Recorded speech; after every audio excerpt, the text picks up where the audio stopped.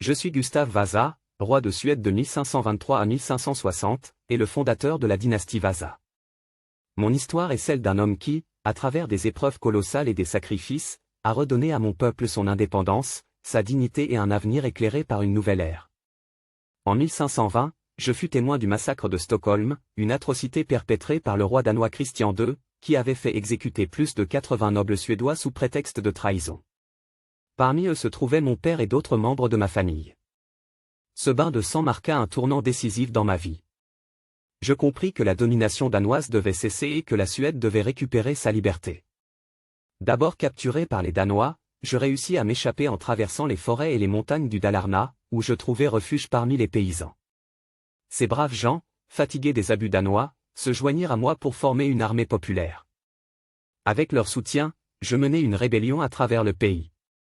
Mon armée grandit, et nous remportâmes victoire après victoire, jusqu'à ce que nous chassions les forces danoises de Suède. En 1523, à la suite de nos triomphes, j'étais proclamé roi de Suède lors de la diète de Strania. Mon couronnement marqua la fin de l'union de Kalmar, qui avait lié la Suède, le Danemark et la Norvège pendant des décennies. Ce fut à ce moment-là que j'entrepris de reconstruire notre royaume.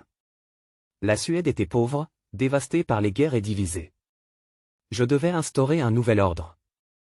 Une de mes premières grandes réformes fut religieuse. Inspiré par la réforme protestante en Europe, je décidai de rompre avec l'Église catholique et de mettre en place une Église luthérienne nationale. Cela me permit de sécuriser les richesses de l'Église pour reconstruire l'État, mais ce changement ne fut pas sans opposition. Certaines régions résistèrent violemment à cette transformation, mais je réussis à m'imposer. Sur le plan économique, j'introduisis des réformes fiscales afin de stabiliser les finances du royaume. La Suède était riche en ressources naturelles, comme le fer et le cuivre, et j'encourageais leur exploitation. J'organisais aussi l'administration de manière à rendre la collecte des impôts plus efficace. Ces mesures permirent à la Suède de poser les bases d'une économie plus prospère. Mon règne fut aussi marqué par la consolidation du pouvoir royal. Je renforçai mon autorité en centralisant le gouvernement et en réduisant le pouvoir des nobles. J'étais convaincu qu'un royaume fort nécessitait un roi fort, et je fis tout pour maintenir l'unité du pays. Pourtant, tout ne fut pas paisible. Des révoltes éclatèrent à plusieurs reprises, certaines menées par des nobles mécontents de perdre leurs privilèges. Je réprimai ces soulèvements avec fermeté, convaincu que la stabilité du royaume passait avant tout. En privé, ma vie fut tout aussi intense. J'épousai Catherine de Saxe-Lauenbourg, qui me donna un fils avant de mourir tragiquement. Plus tard, je me remaria avec Marguerite Léjonhufvud, avec qui j'eus 10 enfants, assurant ainsi une succession pour mon royaume.